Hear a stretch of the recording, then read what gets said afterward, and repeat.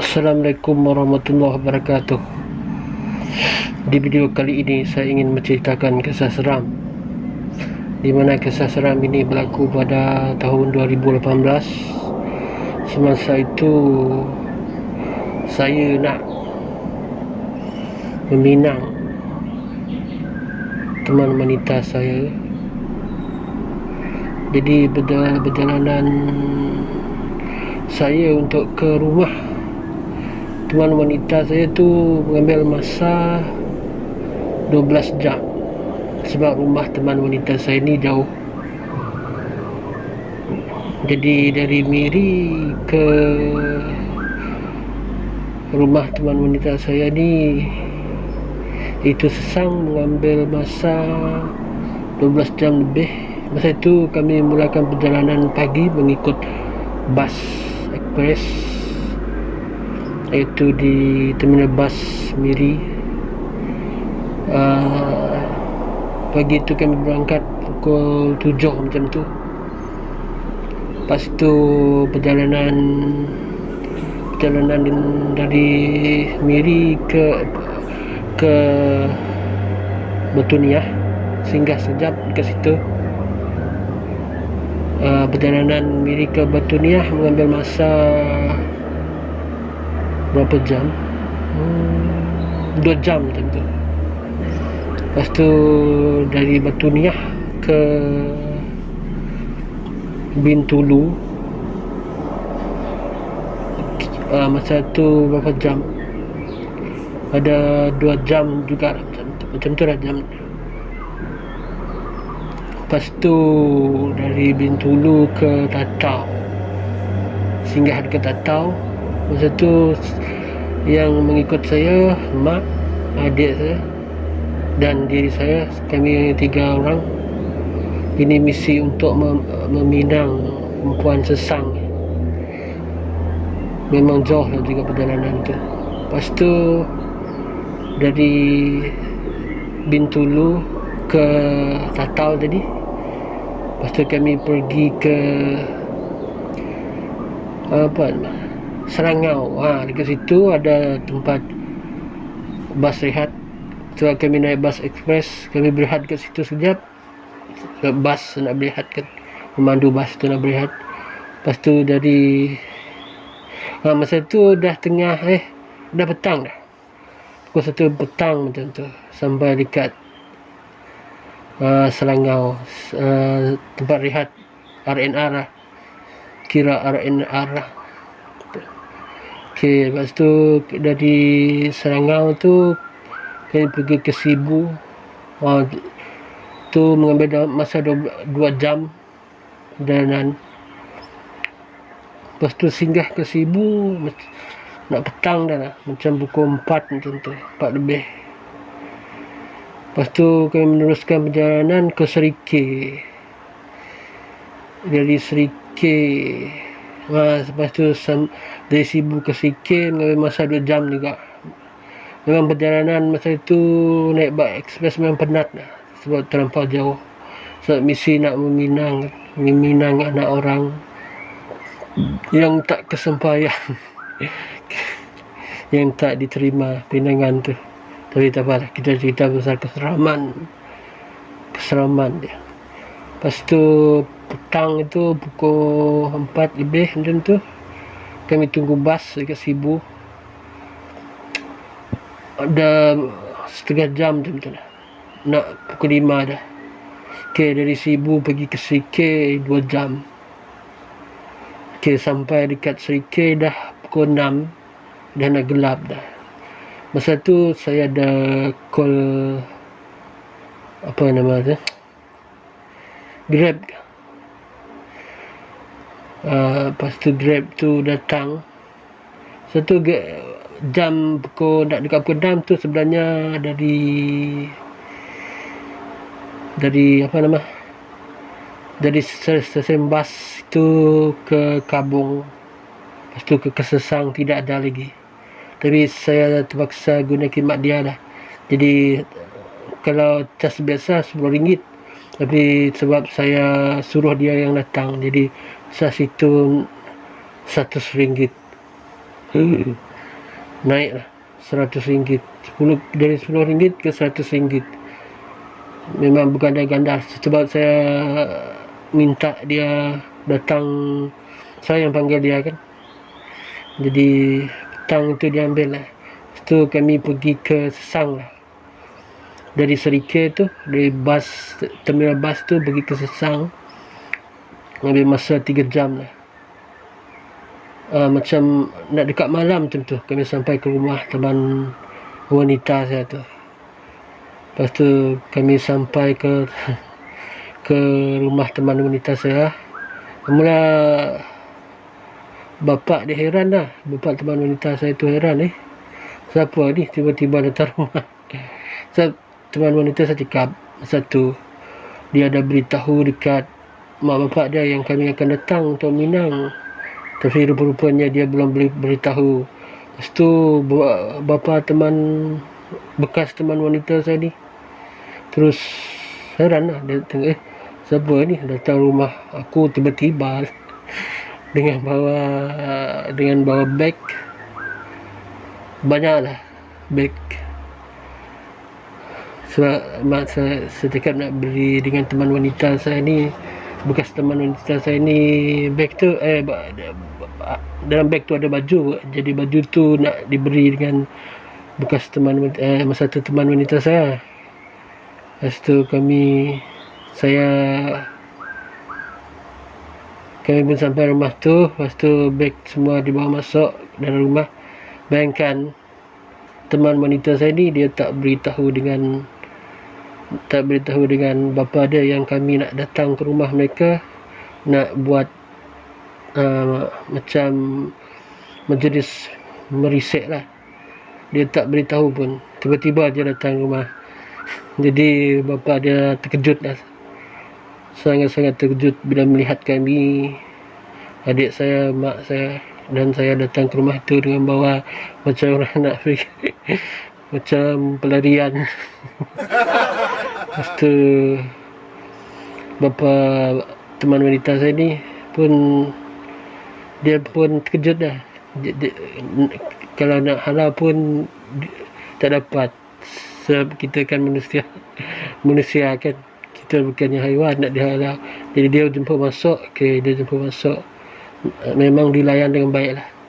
Tidak, mereka tak berkasar, mereka baik-baik sangat. Mereka baik-baik sangat. Lepas tu dipendekkan cerita. Lepas tu majlis merisik, jadi mereka menolak. Itu saya cerita pendek je lah. Kami malam tu, mak saya dan saya cuba nak merisik, cuba nak meminang teman wanita saya ni, tapi mereka menolak lah sebab alasannya jauh. Tapi kalau dipikirkan jauh, memang jauh lah, 12 jam perjalanan. Tapi saya sanggup masa tu untuk datang untuk minang dia sebab rasa cinta. Macam tu lah. Dipendekkan cerita, pada malam itu adik saya dan saya tidur dekat bilik teman wanita saya. Mak bapak teman wanita saya suruh tidur dekat situ, saya dan adik saya. Jadi teman wanita saya ni tidur di luar dengan mak dia, dengan mak saya. Jadi pada malam itu saya tidur dan tapi pada malam tu adik saya sakit gigi, jadi dia tak tidur. Adik saya tak tidur malam tu. Jadi masa tu saya dah tidur nyenyak, adik saya belum tidur lagi. Jadi dia terdengar lah dekat bilik teman wanita saya ni. Tapi teman wanita saya ni pernah mengadu yang dekat rumah sebelah dia tu, rumah kosong tu, kalau malam ada bunyi orang lah, macam orang bercakap, orang cuci baju, masak, cuci gelas. Malam-malam ada aktiviti paranormal lah bilik sebelah. Malam tu adik saya tidur, jadi dia terdengar seperti bunyi orang berjalan. Tapi masa tu adik saya tak tahu rumah sebelah tu kosong sebab saya tak beritahu. Jadi dia terdengar ada sesuatu berjalan di bawah rumah, di bawah bilik, di bawah rumah, seperti kaki orang berjalan. Jadi adik saya cuba nak bangunkan saya, tapi dia tengok saya tidur nyenyak. Lepas tu adik saya cakap masa dia bangun keluar nak pergi ke jamban. Sebab rumah tu, kalau keluar dari rumah tu, dari bilik teman wanita saya tu, kalau nak pergi, nak melalui pintu depan, lepas tu ke dapur, lepas tu ke bilik air tandas. Masa dia keluar dari bilik tu malam tu, dia pergi ke tempat tandas tu lah, bilik air. So bilik air dengan tandas tu satu kan. Dia tengok lah dekat rumah sebelah tu macam ada orang, macam ada lampu biasa, yang lampu putih on the floor tu terbuka. Lepas tu ada orang cakap, ada suara perempuan, ada suara orang. Jadi dia tengok lah, buahnya ada orang ke sebelah. Dia cakap dia tengok dari berlubang kecil tu, dia tengok ada orang bercakap, ada orang seperti bayang orang lah tengah bercakap. So dia pun keluar lah dari bilik mandi tu. Lepas tu dia menuju balik lagi ke bilik kami, tempat kami tidur. Pagi tu macam subuh, macam tu nak subuh, dia bangunkan saya. Lepas tu saya macam biasa, saya pergi ke, saya masa tu saya memang tahulah tempat tu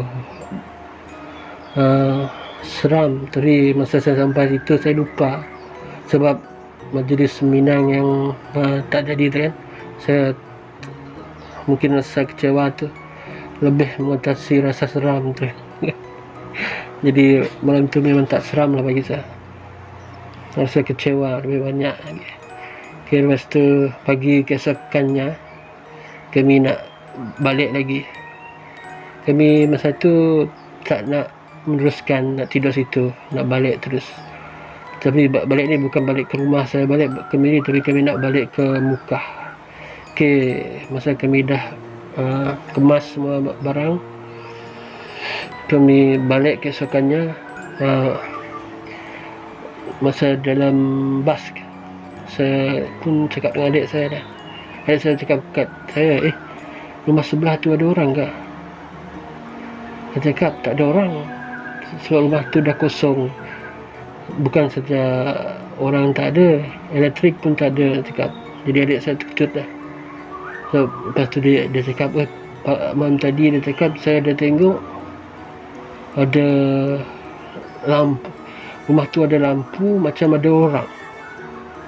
Itu yang peliknya, macam ada orang ke hulu ke hilir dekat, seperti macam dalam dekat cermin lah. Kalau terkena bayang-bayang lampu, kan nampak berbayang orang macam tu lah, dekat tengah baca cakap. Jadi saya pun terkejut lah, sampai macam tu sekali gangguan dekat rumah tu. Tapi rumah tu memang seram lah. Mak teman wanita saya pun cakap rumah tu memang ada gangguan hari-hari. Tapi mereka tak peduli lah, sebab dah biasa dah kan. Sebab kalau malam dia mesti ada dengar bunyi orang cuci baju, lepas tu dengar orang bercakap. Teman wanita saya memang hadap lah benda tu hari-hari. Sebab tu dia nak kahwin, sebab dia nak pindah dari rumah tu kan. Dia tertahan dekat bilik tu. Tapi sekarang dia pun dah kahwin, betul-betul dia kahwin dengan lelaki lain. Okay, cerita tu kalau orang cakap seram, memang seram lah. Mana tak seram. Rumah usang, tak ada elektrik. Satu, tak ada elektrik, tak ada air, tak ada api. Kalau tak ada elektrik, artinya tak ada lampu lah. Macam mana ada masa pagi tu pukul 2, pukul 3 macam tu, pukul 1 macam tu, adik saya boleh tengok ada lampu. Lepas tu ada membayang orang macam meriah lah rumah tu. Tapi sebenarnya rumah tu cuma usang, kosong, tak ada orang. Jadi nampaklah keseramannya di situ. Lepas tu adik saya pun terkejut lah bila saya cakap rumah tu memang tak ada orang. Itulah pengalaman adik saya tentang seraman. So, dia ada dengar masa kami tidur dekat rumah tu, dia ada dengar bunyi tapak kaki orang jalan di bawah rumah tempat kami tidur, di bawah rumah bilik teman wanita saya. Teman wanita saya hari-hari hadap benar kata dia nak kahwin. Lepas tu macam tu lah cerita saya. Mungkin cerita ni tak seram lah bagi korang. Tak tahu lah kalau korang yang sendiri merasa situasi seperti itu, mungkin korang seram.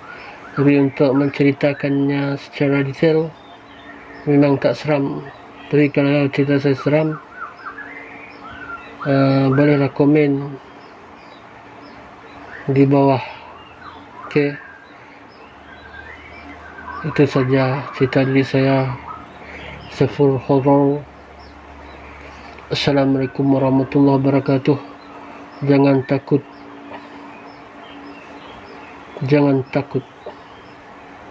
kepada selain Allah.